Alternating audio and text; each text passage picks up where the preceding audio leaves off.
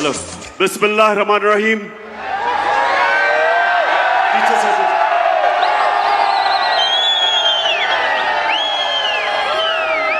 बिस्मिल्लाह रहमान रहीम।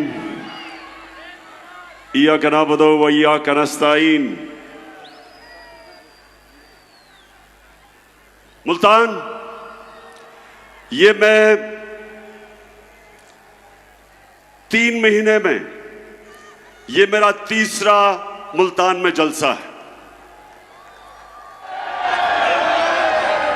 और मुझे हैरत होती है कि जब भी मैं आता हूं मुल्तान में, माशाअल्लाह आपका जज्बा, आपका जुनून, आपका शऊर हर बारी मुझे, जब मुल्तान की ये मैं बेदारी देखता हूं तो मैं आपके जज्बे को, जुनून को सलाम करता हूं।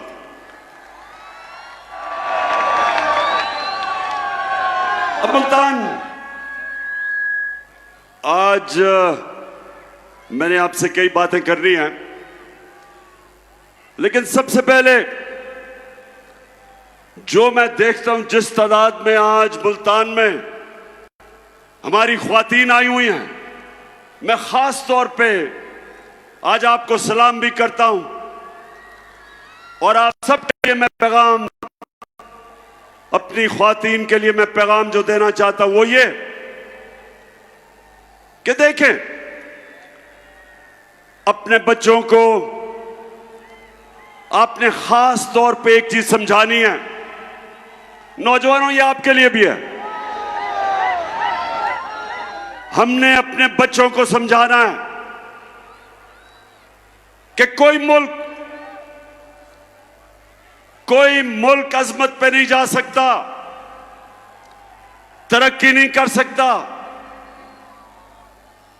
उस मुल्क की दुनिया में इज्जत नहीं हो सकती जब तक वो मुल्क अपना मुकाम नहीं समझता, जब तक वो मुल्क एक चीज अपने ज़हन में नहीं डालता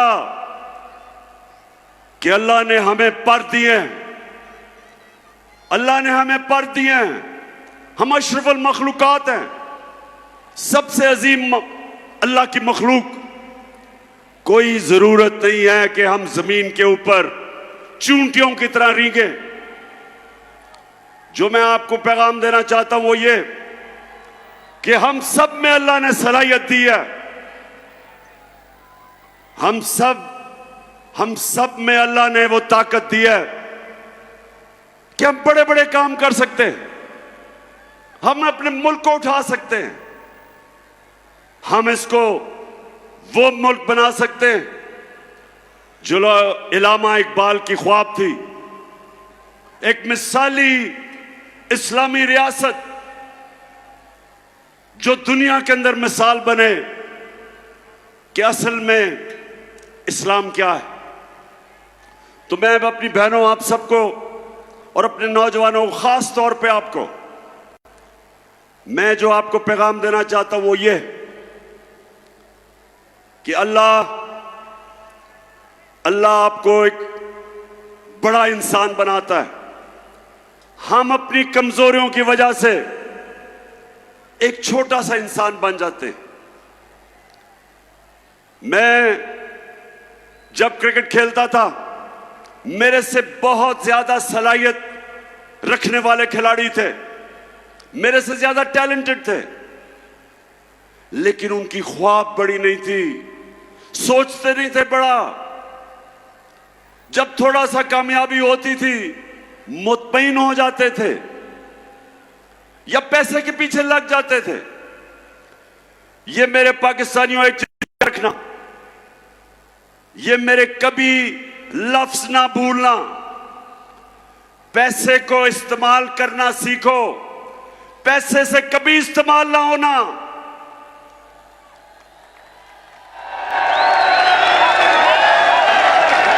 पैसे के बुत की कभी पूजा ना करना। हजरत मूसा जब वो 40 दिन के लिए गए तो पीछे उनकी कौम जो कुरान शरीफ में आता है कि सोने की गाय की पूजा कर दी, मतलब कि पैसे की पूजा शुरू हो गए। तो ये याद रखें कि ये जो मेहरबानों का मुखालिफ है वो भी पैसे के बुत की पूजा करता है, वो भी पैसे को बड़ा समझता है जिस तरह उसका लीडर आसिफ जरदारी समझता है। कभी भी मेरे मुल्तान के पाकिस्तानियों, ला इलाहा इल्लल्लाह का मतलब समझो। स्वाय अल्लाह के जब आप किसी के चीज के सामने झुकते हैं वो शिर्क है, चाहे वो पैसे का बुत है, चाहे वो खौफ का बुत है। आजकल मेरी टीम के लोगों को, मेरे एमपीज को टेलीफोन आते हैं धमकियों के कि ये पार्टी छोड़ो। मीडिया को धमकियां दी जाती हैं, मीडिया हाउसेस को धमकियां दी जाती हैं, एंकर्स को, सहाफियों को डराया जाता है कि इमरान खान के साथ ना चलो नहीं तो हम ये कर देंगे। तो मेरी कौम, ये सबसे खौफनाक बुत पैसे के बुत के अलावा खौफ का बुत है।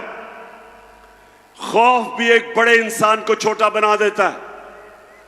आज तक कोई बड़ा खिलाड़ी नहीं निकला जिसने अपने खौफ को काबू नहीं पाया। आज तक कोई बड़ा फौजी नहीं निकला जिसको तगमे मिले हो, जिसने अपने खौफ के बुत के ऊपर काबू ना पाया हो। बड़ा बिजनेसमैन बना जिसको नुकसान से डर, उस डर के ऊपर काबू ना पाया हो। कोई भी इंसान जो अपनी ख्वाब के पीछे जाने से डरता है वो बड़ा इंसान नहीं बनता। और इसलिए मैं जब प्राइम मिनिस्टर था, मैंने रहमतुल आलमीन अथॉरिटी बनाई। उसका मकसद क्या था? क्या मकसद था? उसका मकसद यह था कि मेरे बच्चों को, इस मुल्क के नौजवानों को पता चले कि आज से तकरीबन 1500 साल पहले जब मेरे नबी सल्लल्लाहु अलैहि वसल्लम ने दुनिया की तारीख का सबसे बड़ा इनकलाब लेके आए थे, वो कैसे उन लोगों को जिनकी कोई हैसियत नहीं थी, कैसे उन्होंने उनको दुनिया की इमामत करवा दी। ये तारीख का हिस्सा है कि वो अरब जो मदीना में मक्का में बसते थे, उनके दोनों तरफ दुनिया की उस वक्त की अजीम सुपर पावर्स थी, इनकी हैसियत ही कोई नहीं थी। और मेरे नबी सल्लल्लाहु अलैहि वसल्लम ने मदीना की रियासत में उनको ऐसा तब्दील किया, उनको छोटे से लोगों को बड़े इंसान बना दिया, उनके खौफ खत्म कर दिए। जो अल्लाह के सिवा जिन बुतों की वो पूजा करते थे, बुत खत्म कर दिए। वो लोग परवाज करते करते कई 100 साल तक उन्होंने दुनिया की इमामत की, दुनिया के अजीम तरीन कौम बन गए। इसलिए अल्लाह हमें हुक्म देता है कि नबी सल्लल्लाहु अलैहि वसल्लम के रास्ते पे चलो। इसलिए नहीं कि आप अल्लाह को फायदा पहुंचाते, इसलिए कि जब आप नबी के रास्ते पे चलते हैं, आप एक छोटा सा आदमी बड़ा इंसान बन जाता है, इंसानों को पर लग जाते हैं। तो मेरी सबसे बड़ी कोशिश है कि मेरी अपनी कौम को किसी तरह अपने नबी की सुन्नत पर चलाऊं, ताकि मेरी कौम भी एक अजीम कौम बने। और वो बननी थी जो इलामा इकबाल की ख्वाब थी, और जो मेरे लीडर कायदे आजम ने जिसकी जदोजहद की थी, वो एक अजीम कौम थी। वो बननी थी, दुनिया के अंदर मिसाल हमने बनना था। उस रास्ते पे हमें वापस जाना है, और उसके लिए मुल्तान हमें हकीकी आजादी की जद्दोजहद करनी है। हमने अपने मुल्क को आजाद करना है। ये जो बैरूनी मुल्क साजिश के तहत चोरों को ऊपर बैठाया, जो बैरूनी मुल्क के गुलाम हैं, जिनके पैसे मुल्क से बाहर पड़े, ये जरदारी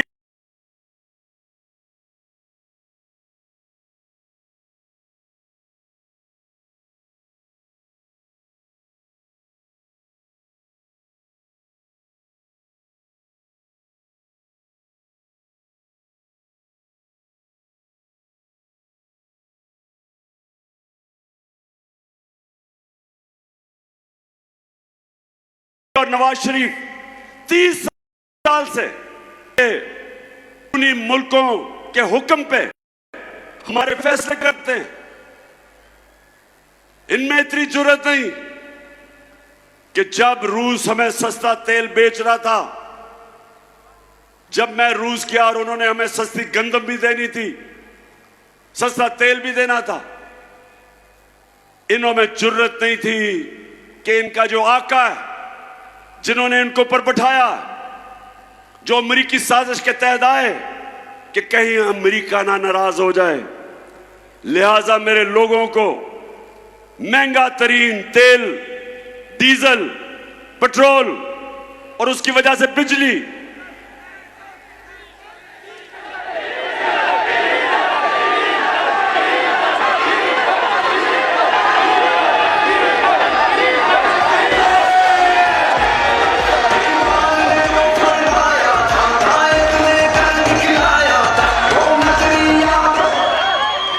तो मुल्तान, हमारी कोशिश है कि हम अपने मुल्क को आजाद करें। सबसे पहले मुल्क के फैसले पाकिस्तान में हो। हम अपने मुल्क को अपने पैर पे खड़ा करें।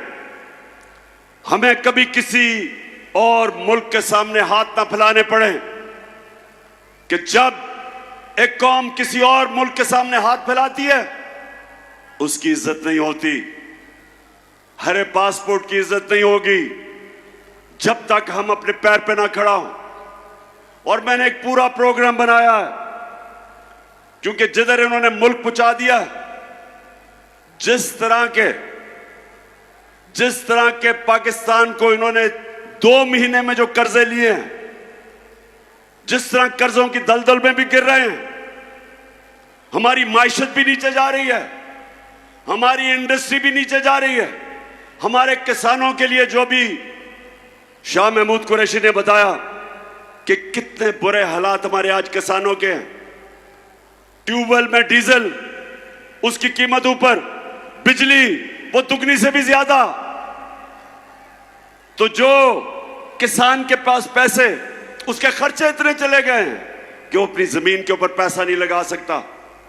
इंडस्ट्री जब बंद हो गई, बेरोजगारी बढ़ रही है। जो हमने दुनिया को एक्सपोर्ट्स करके अपनी दौलत में इजाफा कर रहे थे, याद रखें हमारे 3.5 साल में पाकिस्तान की सबसे ज्यादा रिकॉर्ड एक्सपोर्ट्स हमारे जमाने में थी। सबसे ज्यादा बैरून मुल्क ने पैसा पाकिस्तान में हमारे जमाने में भेजा। सबसे ज्यादा टैक्स इकट्ठा किया हमने किया। हमारे जमाने में 4 जो बड़ी बड़ी फसलें थी, तारीखी उनकी पैदावार थी। किसान के पास तारीखी पैसा गया। किसान के पास जो उसकी आमदनी थी, कभी किसान को इतना पैसा नहीं मिला जो हमारे आखिरी 2 साल में मिला। और उसके अलावा हम हेल्थ कार्ड लेके आए कि इसके IMF के प्रोग्राम में होते हुए हमने अपने फैसला किया कि हर खानदान को 10 लाख रुपए की हेल्थ इंश्योरेंस किसी भी अस्पताल में जाके अपना इलाज करवा सकते थे।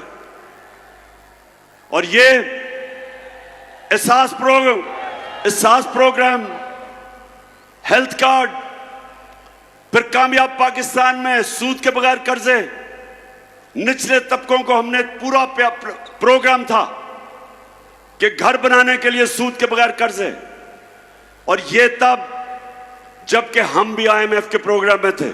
तो मैं आज ये कहना चाहता हूं कि वो जो मुल्क ऊपर जा रहा था, एक साजिश के तहत उन्होंने हमारी गवर्नमेंट गिराई, और जब से ये हुकूमत आई है, कीमतें आसमानों पे, माइशत जमीन पे। और मैं आज आपके पास इसलिए आया हूं कि एक तो हमने इनसे अपने आप को आजाद करना है। अब सबने मेरे से वादा करना है कि इन इलेक्शनों के अंदर आपने सबने इसको अपना इलेक्शन समझना है, अपने बच्चों के, अपने आने वाली नस्लों के लिए आपने इन सबको शिकस्त देनी है। मुल्तान, आप तैयार हो? बताएं मुझे। मुल्तान, मैं जरा आज आप सबको तफसील में तो बताना चाहता था कि सारा दिन मैंने आज अदालत में गुजारा है, लेकिन क्योंकि अभी केस चल रहा है इसलिए उस केस पे तो मैं बात नहीं करूंगा। लेकिन मैं अपने सारे पाकिस्तानियों को आज बताना चाहता हूं कि ये मेरा नजरिया है, ये मेरा ईमान है कि जब तक इस मुल्क में कानून की बालादस्ती यानी कि इंसाफ नहीं होगा, ये मुल्क तरक्की नहीं कर सकता। जब तक इस मुल्क में हमारी अदालतें आजाद और मजबूत नहीं होंगी, जब तक वो इंसाफ नहीं देंगी, पाकिस्तान छोड़े कोई मुल्क तरक्की नहीं कर सकता।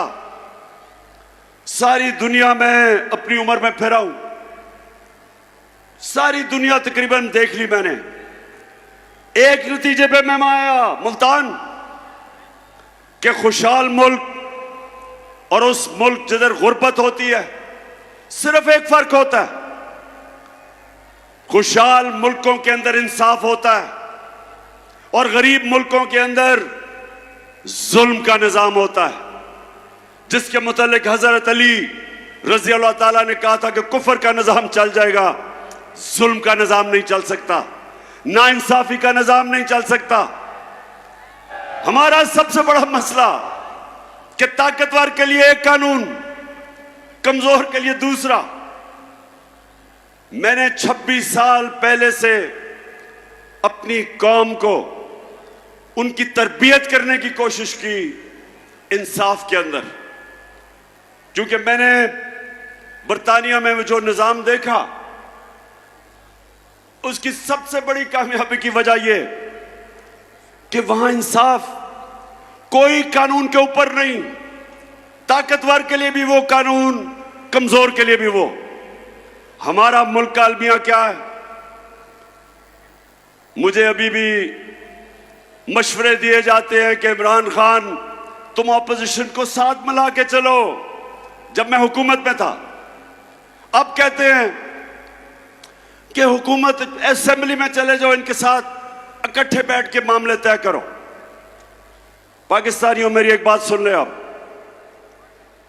मेरे नबी सल्लल्लाहु अलैहि वसल्लम ने जब फतह मक्का की तो उन्होंने सब काफिरों को माफ कर दिया, सबको माफ कर दिया।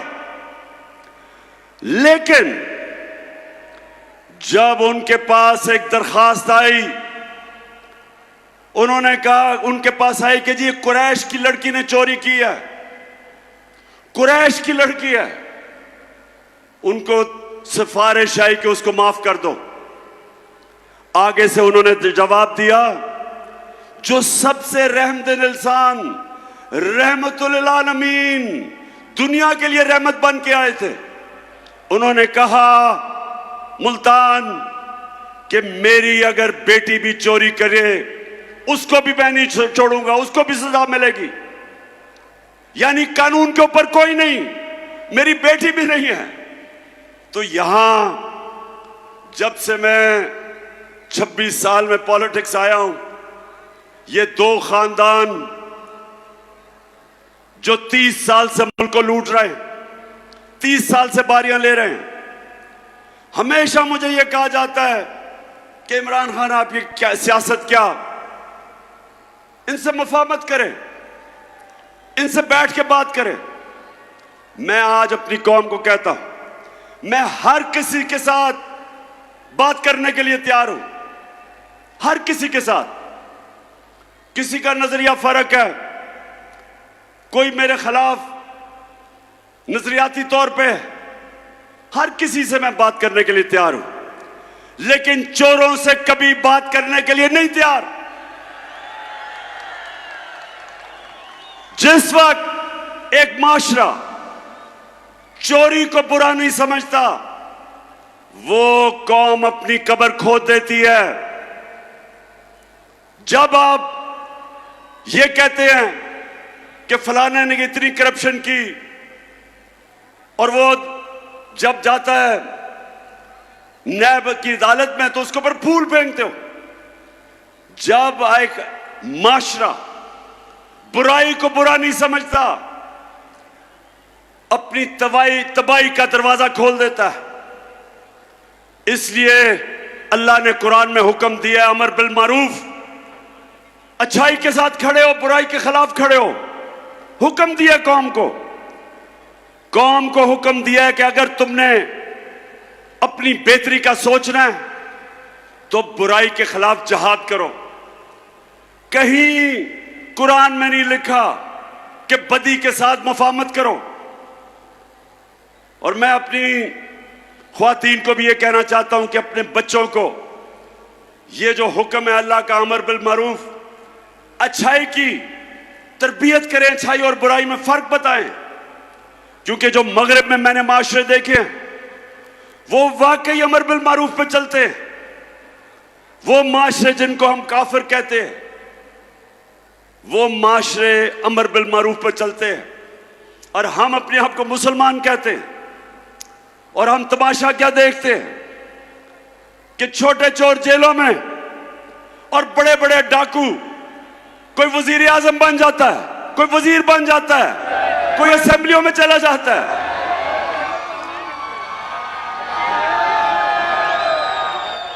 ये है हमारी दूसरी आजादी, हकीकी आजादी की जंग, कि हमने अपने आप को, वो लोग जो माशरे के अंदर फितना है, जो कब्जा ग्रुप है, हमने इनका मुकाबला करना है।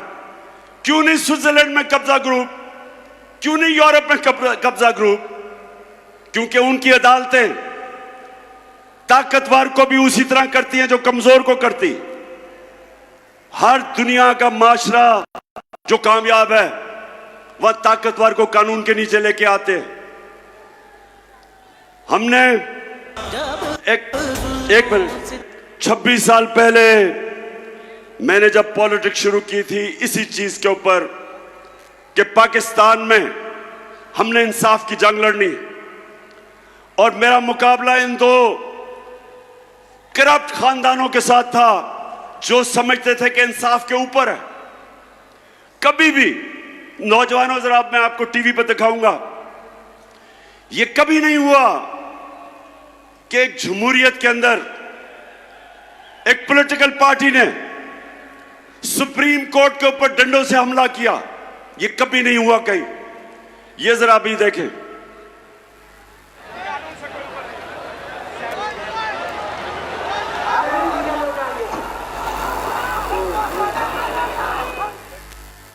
ये सुप्रीम कोर्ट के बाहर खड़े हैं। ये 1997 की बात है। पुलिस ने रास्ता दिया इनको, नवाज शरीफ की हुकूमत थी। ये जरा देखें, सुप्रीम कोर्ट में पुलिस से इनको नून लीग के गुंडों को जाने दिया, क्योंकि वो नवाज शरीफ के खिलाफ फैसला करने लगा था जस्टिस शहजाद अली शाह। और ये देखें कि पुलिस तमाशा देख रही है और डंडे लेके 1997 में ये देखें सुप्रीम कोर्ट के अंदर घुस गए। दीवारें टाप के सुप्रीम कोर्ट के अंदर जा रहे हैं। ये मैं आपको ऐसे कमेंट्री दे रहा हूं जैसे क्रिकेट मैच की कमेंट्री हो रही हो। अब ये देखें,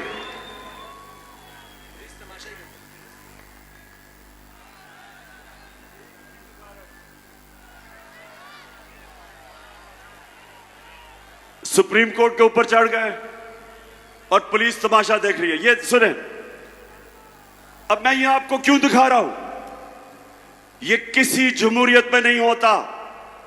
सजाद अली शाह को उन्होंने सुप्रीम कोर्ट से भगाया, वो जान भी बचा के भागा, जो चीफ जस्टिस था, और फिर इन्होंने जजेस को, बाकियों को पैसा चलाया, ब्रीफ केस चलाए और सजाद अली शाह को हटाया गया। कोई एक्शन नहीं लिया गया इनके ऊपर। और ये वो लोग हैं जो आज मुल्क पे मुसल्लत है और आज कहते हैं चोरी हमने की है, हमें एनआरओ दो, हम कानून से ऊपर हैं। उधर वो नवाज शरीफ बैठा हुआ लंदन में, वो इंतजार कर रहा है कि पहले मेरे केसेस खत्म करो, फिर मैं दूसरी दफा एनआरओ लेके पाकिस्तान आता हूं। मुझे ये मुल्तान बताओ कि छोटा आदमी तो भैंस चोरी, गाड़ी चोरी, मोटरसाइकिल चोरी, वो तो जेल में। तो जो अरबों रुपए मुल्क के लूट के बाहर जाता है, वो कहता है कि मैं कानून के ऊपर हूं। और ये है जंग, इंसाफ की जंग है पाकिस्तान में। हम सब ने मिलके, जब तक हम इंसाफ नहीं, ताकतवर को कानून के नीचे नहीं लेके आते, ये कौम आजाद नहीं होगी। थानों में जुल्म होंगे, ताकतवर झूठे केस करवाएगा कमजोर पे, थानों में जुल्म, जमीनों पे कब्जे, हर जगह कमजोर आदमी पिसेगा। आज जो बैरून मुल्क पाकिस्तानी है, मुल्तान ये सुन लो, मेरे पाकिस्तानी भी सुन रहे होंगे, आज ये याद रखें कि जो दलदल में हमें इन्होंने फंसा दिया है 4 महीने में, इससे अब सिर्फ एक तरह हम निकलेंगे। बैरूनी मुल्क जिनसे हम इमदाद मांगते हैं, वो अब नहीं देंगे। वो अगर देंगे भी तो वो हमारी आजादी छीनेंगे। इसलिए एक ही तरीका है, 1 करोड़ पाकिस्तानी बाहर बैठा है, ये हमारा सबसे बड़ा असासा है। और इसको जिस दिन इनमें से 1 करोड़ में से 5 लाख ने भी पाकिस्तान में सरमायाकारी कर दी, अरबों डॉलर मुल्क में आ जाएगा। ये हैं जो लोग हमें आजाद करेंगे बैरूनी मुल्क के कर्जों से। लेकिन वो कभी नहीं आएंगे, वो कभी पाकिस्तान में सरमायाकारी नहीं करेंगे जब तक हमारा इंसाफ का निजाम ठीक नहीं होता, कॉन्ट्रैक्ट एनफोर्समेंट नहीं होती, जब तक उनको ये एतमाद ना हो कि जब वो सरमायाकारी करेंगे उनसे फ्रॉड नहीं होंगे। वो इसलिए दुबई चले जाते हैं, वो मलेशिया चले जाते हैं, लेकिन पाकिस्तान में सरमायाकारी नहीं करते। तो जो मेरा इंशाअल्लाह अल्लाह ने आगे बारी दी, तो मैं आज सबसे पहले अपने बैरून मुल्क पाकिस्तानियों के लिए आसानी पैदा करूंगा कि पाकिस्तान में सरमायाकारी करें, और उसके लिए अपना इंसाफ का निजाम इसको बेहतर करेंगे। और उसकी वजह से इंशाअल्लाह ये आप देखते रहेंगे कि बजाय किसी के सामने हाथ फैलाए, हम पाकिस्तान को उठा देंगे और इंशाअल्लाह वो मुल्क बनेगा जो इसको बनना चाहिए था 75 साल पहले। आखिर में मुल्तान, मुझे ये बताओ कि ये जो भाग गए हैं मैच खेलने से, ये जो भगौड़े हो गए हैं,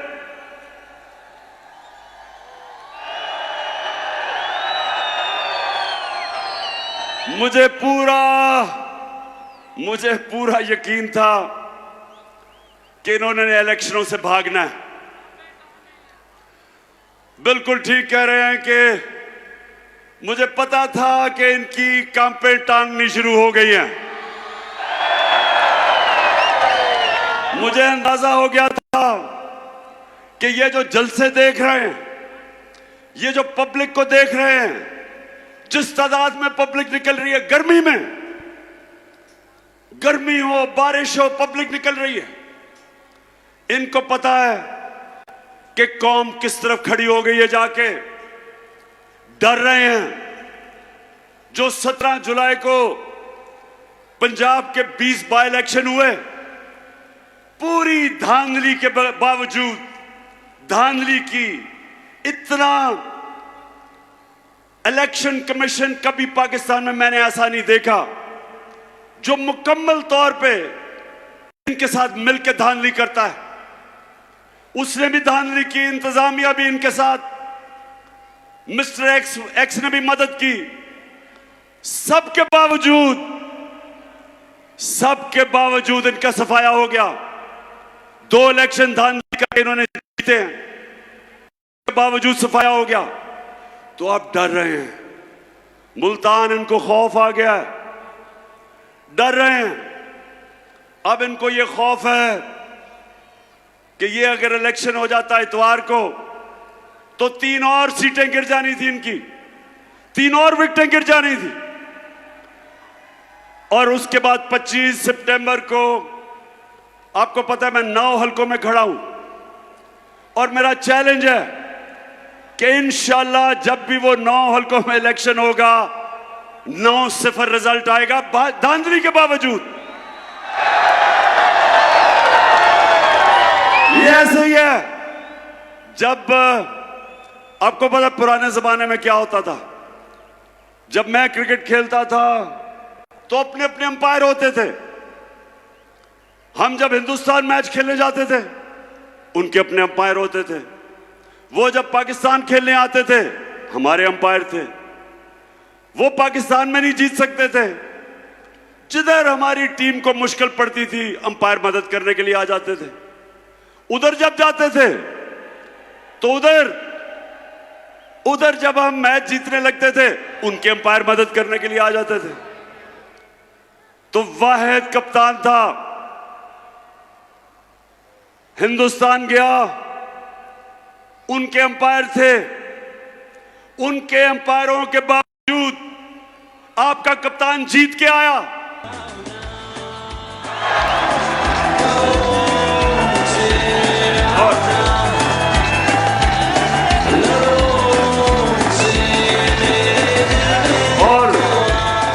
और इस बारी मुल्तान, इस बारी पहले हमने 17 जुलाई को जो चीफ इलेक्शन कमिश्नर ने इनके साथ मिलकर बैटिंग की उसको भी हराया, इनको भी हराया, इंतजामिया भी इनकी थी उसको भी हराया और मिस्टर एक्स को भी हराया।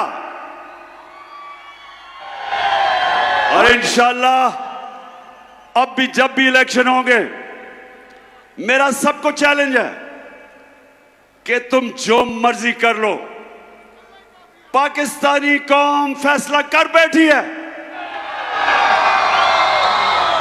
जो मर्जी करो। पूरी कोशिश है इनकी कि किसी तरह इमरान खान को मैच से निकाला जाए। ये हम जब छोटे होते थे ना मुल्तान, हम जब छोटे होते थे तो जब आपस में क्रिकेट मैच खेलते थे तो जो टीम हार रही होती थी वो विकेटें उठा के भाग जाती थी। ये इन्होंने किया है, हार रहे थे विकेटें उठा के चले गए, मैच ही कैंसिल कर दिया इन्होंने।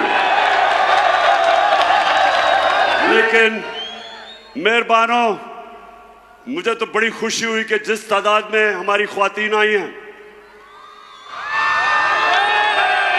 मेहरबानों ने सुना, बड़े जलसे किए और अपनी औरतों को। और ये याद रखें, जिस कौम की औरतें बेदार हो जाएं, शऊर आ जाए, वो कौम को कोई गुलाम नहीं बना सकता। फिर से तू अड़ जा, फिर से तू डट जा, फिर से वो बल्ला घुमा।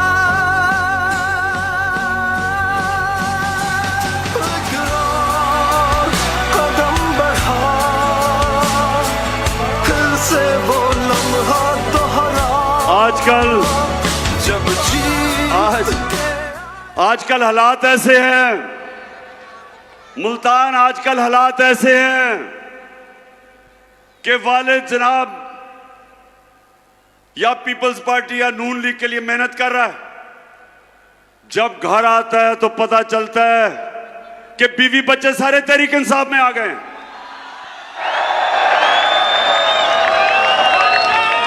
यानी कि ऐसे लग रहा है ऐसे लग रहा है कि जैसे पुराने जमाने के अंदर जब मेरे नबी सल्लल्लाहु अलैहि वसल्लम ने तबलीग की और लोगों को इस्लाम की तरफ लेके आए और राय हक पे लेके आए, तो एक वक्त ऐसा था कि आदमी कहीं और होता था, घर में औरतें और नौजवान इस्लाम कबूल कर लेते थे।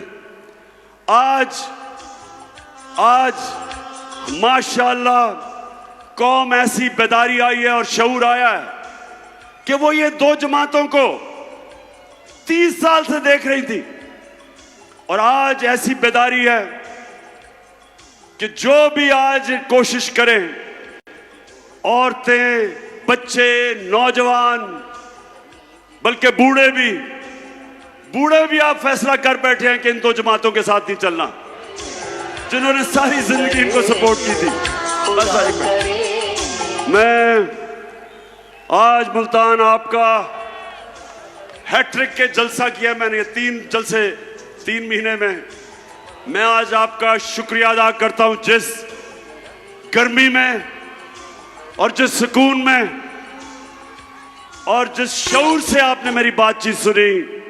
आएंगे मुल्तान, आपने मेरे से वादा करना है कि इनको ऐसा फेंटा लगाना है, ऐसी शिकस्त देनी है, ऐसी शिकस्त देनी है कि अगले इलेक्शन में आपने 2/3 अक्सरियत तहरीक इंसाफ को दिलवानी है, 2/3 अक्सरियत, ताकि हम इस मुल्क में वही हकीकी आजादी का इनकलाब ला सके। पाकिस्तान जिंदाबाद।